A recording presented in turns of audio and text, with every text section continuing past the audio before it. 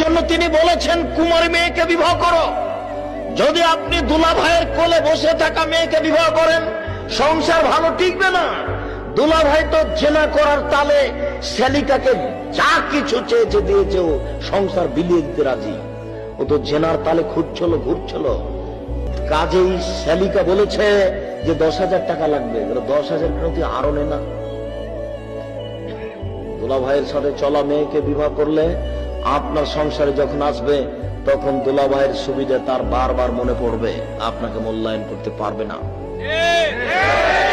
বাপের কাছে দামি জিনিস নেওয়াটা স্মরণে থাকে না। বাপ একটা জিনিস কিনে নিয়ে এসে দিয়েছে, তখন মেয়ে বলছে আব্বু আমি এটা নিব না। নেও মা নেও না, আমি এটা নিবই নে, আমাকে এত দামের দিতে হবে। তখন বাপ আবার ওটা ঘুরিয়ে নিয়ে গিয়ে 5,000 টাকা দামের একটা কাপড় নিয়ে এসে দিয়েছে, কিন্তু এই কাপড়ের সাথে। এই জন্য তিনি বলেছেন কুমারী মেয়েকে বিবাহ করো। যদি আপনি দুলা ভাইয়ের কোলে বসে থাকা মেয়েকে বিবাহ করেন, সংসার ভালো টিকবে না। দুলা ভাই তো জেনা করার তালে শ্যালিকাকে যা কিছু চেয়েছে দিয়েছে, ও সংসার বিলিয়ে দিতে রাজি। ও তো জেনার তালে ঘুরছিল। কাজেই শ্যালিকা বলেছে যে 10,000 টাকা লাগবে। 10,000 কেন তুই আরো নে না।